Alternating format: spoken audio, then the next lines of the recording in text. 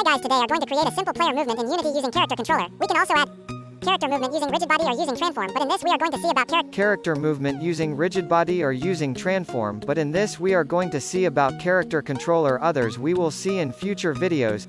For player movement, add character controller and player movement in add component.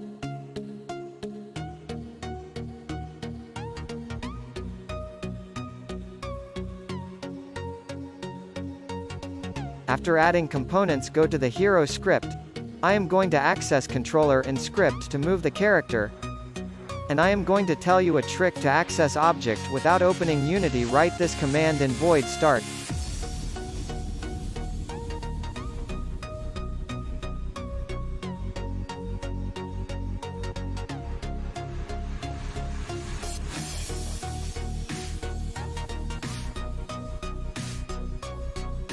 Write the accessed component equals get component. Component name this function access the component when you start the game.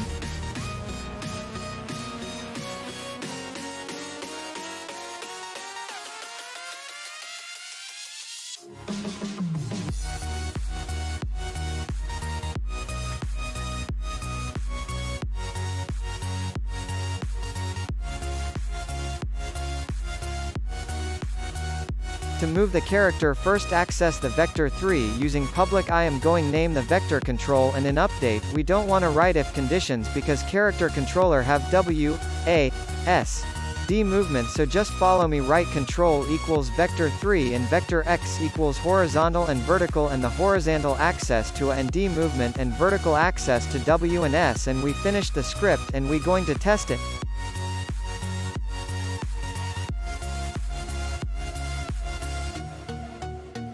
We finish scripting but the character not moving because we don't add speed to the character. To add speed, follow lines. Let's check our game.